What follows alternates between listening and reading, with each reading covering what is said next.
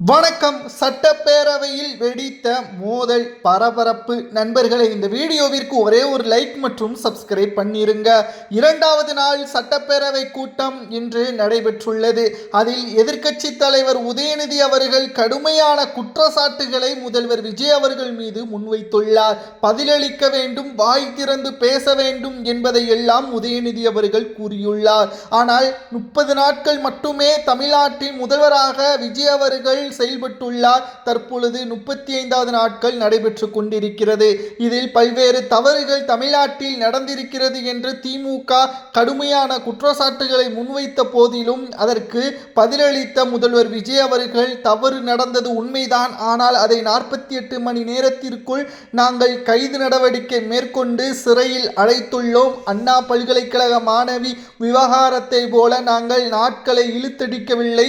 திமுகவில் உள்ள நிர்வாகிகள் தான் இதில் தொடர்புகள் இருக்கிறார்கள் என்பதை நாங்கள் ஒட்டுமொத்தமாக அப்பொழுது கூறிய போது நீங்கள் அந்த குற்றவாளியை காப்பாற்றுவதற்குத்தான் முயற்சிகளை மேற்கொண்டீர்கள். நீங்கள் நல்லவர்கள் போல் இங்கு பேச வேண்டிய அவசியம் இல்லை. உங்களது ஆட்சி வேண்டாம் என்றுதான் மக்கள் உங்களை இந்த நிலைமைக்கு கொண்டு வந்துள்ளனர். முதல்வராக இருந்த ஸ்டாலின் அவர்களை கொளத்தூர் தொகுதியில் தோல்வியடைய வைத்துள்ளார்கள் என்று தவேகாவின் அமைச்சர்கள் சட்டப்பேரவையில் பேசியிருப்பதுதான் பரபரப்பை ஏற்படுத்தியுள்ளது. உதயநிதி அவர்கள் பேசுவது எல்லாம் அவர் கிட்டத்தட்ட மக்களின் பக்கம் இருந்து பேசுவதாக நினைத்து கொண்டிருக்கிறார். ஆனால் உதயநிதி அவர்கள் நல்லவர் கிடையாது. ஏனென்றால் உதயநிதி அவர்கள் பக்கா சுயநலவாதி. எப்படியாவது தவேகாவின் ஆட்சியை கலைக்க வேண்டும். அப்படி கலைக்க முடியவில்லை என்றால் தனது நண்பர் ரித்தீஷ் அவர்களை கைது செய்தால் தாங்கள் செய்த ஒட்டுமொத்த ஊழல்கள் முறைகேடுகள் அனைத்தையும் அமலாக்கத்துறை அதிகாரிகள் கைப்பற்றிவிட்டால் இனி திமுக ஆட்சியை அமைக்காது. ஏன் ஒரு கவுன்சிலர் கூட வர முடியாது.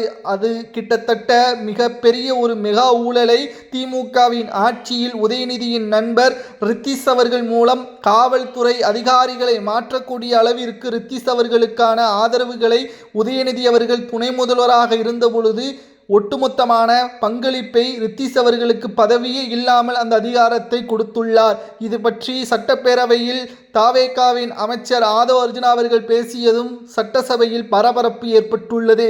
இதனால் அவை காவலர்கள் அங்கு ஒன்று கூடி உதயநிதி அவர்களை வெளியேற்றக்கூடிய நிகழ்வுகளும் இன்று நடைபெற்றிருப்பதாக தகவல்களை நம்மால் பார்க்க முடிகிறது.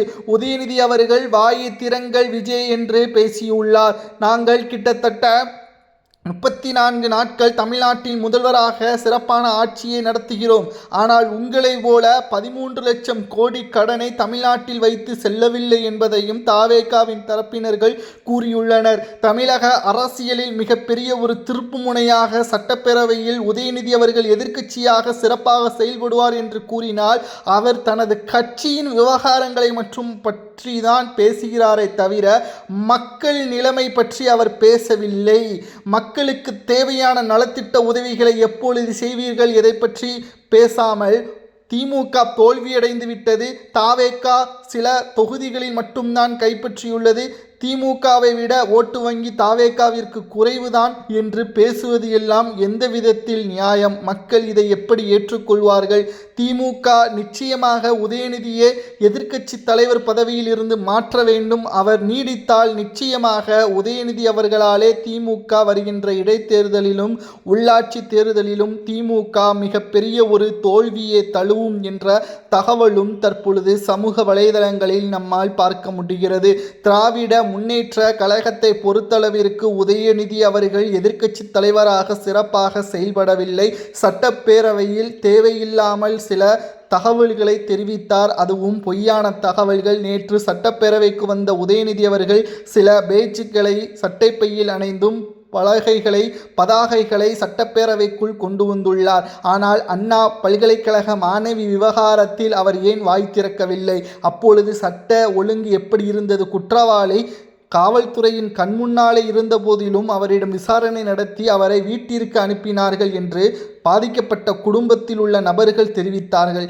இது எந்த அளவிற்கு மிகவும் மோசமான ஆட்சி கடந்த காலத்தில் நடைபெற்றது என்பதை கண்முன்னால் தற்பொழுது தெரிகிறதா என்று உதயநிதியிடமே மாஜி அமைச்சர்கள் கேட்கக்கூடியது தற்பொழுது முன்வைக்கப்படக்கூடிய வகையில் தவேகாவின் அமைச்சர்களது செயல்பாடுகள் தற்பொழுது வெளியாகியுள்ளது.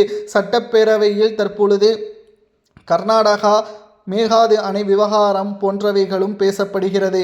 ஆனால் கடந்த திமுகவின் ஆட்சியில் நிச்சயமாக அதை சரிகட்டியிருக்க முடியும். ஆனால் திமுக தமிழ்நாட்டிலிருந்து மணல்களை வேறு மாநிலங்களுக்கு, கேரளா, ஆந்திரா, கர்நாடகா போன்ற மாநிலங்களுக்கு நீங்கள் அமைச்சராக இருந்த துரைமுருகன் மீதுதான் மாஃபியா கும்பல்கள் அதை செய்தது. தமிழ்நாட்டில் நீர்நிலைமை மிகவும் மோசமானதற்கு காரணம் மணல் கொள்ளைதான். இதற்கு திமுகவின் ஆட்சியில் செய்த முறைகேடுதான் என்ற தகவலையும் ஆதாரத்துடன் தற்பொழுது தாவேகாவின் நிதி மற்றும் நீர்வளத்துறை அமைச்சர்கள் தெரியப்படுத்தியுள்ளனர். இது ஸ்டாலின் அவர்களது தலையில்தான் மிகப்பெரிய ஒரு சிக்கலை ஏற்படுத்தியுள்ளது. ஏனென்றால் திமுகவின் ஆட்சியில் சில நன்மைகள் இருக்கிறது, பல தீமைகள் இருக்கிறது. திமுகவின் ஆட்சியில்தான் தமிழ்நாட்டின் கனிம வளங்கள், நீர்நிலைகள் அனைத்தும் மிகவும் மோசமாக மாறியது. இன்னமும் ராமநாதபுரம் மாவட்டத்தில் நீர்நிலைகள் இல்லாத ஒரு நிலைமையும் உருவாகியுள்ளது. அவர்கள் இன்னமும் குடிப்பதற்கு 1 லிட்டர் தண்ணீருக்காக கிராமங்களுக்கு வரை சென்று அங்கிருந்து நடந்துதான் வருகிறார்கள். அதை இந்த ஆட்சியில் நாங்கள் சரிகட்டுவோம், அதற்கு சில கால அவகாசம் தேவை, ஆனால் உங்களை போல் நாங்கள் ஏமாற்ற மாட்டோம் என்று சட்டப்பேரவையிலேயே பேசியிருப்பதுதான் திமுகவிற்கும் தாவேகாவிற்கும் இடையே ஏற்பட்டுள்ள மோதல் அதிகரிக்கக்கூடாது என்பதற்காக அவைத்தலைவர் அவை காவலர்கள் மூலமாக அங்கு சற்று பரபரப்பான ஒரு சூழலும் ஏற்பட்டது. தொடர்ச்சியாக விஜய் அவர்களை குற்றம் கூறக்கூடாது, விஜய் அவர்கள் அதற்கான முயற்சிகளையும் மேற்கொண்டு வருகிறார். ஆனால் கடந்த கால திமுகவின் ஆட்சியில் மக்களது நிலைமை எப்படி இருந்தது என்பதை உணர்ந்து திமுக செயல்பட வேண்டும். தற்பொழுது அனைத்தையும் நாங்கள் சரி செய்துள்ளோம். திமுகவை போல நாங்கள் கமிஷனோ கரப்ஷனோ செய்யவில்லை. மக்களுக்கு தேவையான ஆட்சியே மக்களாட்சியாகத்தான் இந்த கட்சி நடத்துகிறது.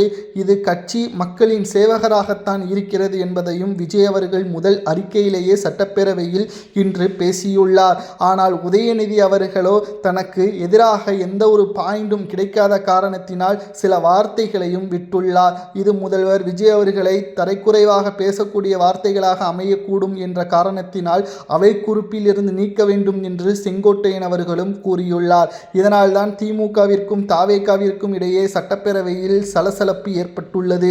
நிச்சயம் திமுகவின் தலைவர் ஸ்டாலின் அவர்கள் எதிர்க்கட்சியாக உதயநிதியை தேர்வு செய்தது மிகப்பெரிய அளவில் தவறு என்றும் பலரும் சமூக ஊடகங்களில் கூறி வருகிறார்கள். நிச்சயம் அந்த பதவிற்கு உதயநிதி அவர்கள் தகுதியானவரா? அவை காவலர்கள் மூலம் அங்கு பரபரப்பு ஏற்பட்டதால் அங்கிருந்து வெளியேற்றப்படக்கூடிய நிகழ்வுகளும் சட்டப்பேரவையில் ஏற்படுத்தப்பட்டுள்ளது. அரசியல் வட்டாரத்தில் பரபரப்பை ஏற்படுத்தியுள்ளது. இதை பற்றி உங்களது கருத்துக்களை கமெண்ட் வாயிலாக கூறுங்கள். யார் மீது தவறுகள் இருக்கிறது என்பதை கமெண்ட் வாயிலாக கூறுங்கள். நன்றி, வணக்கம்.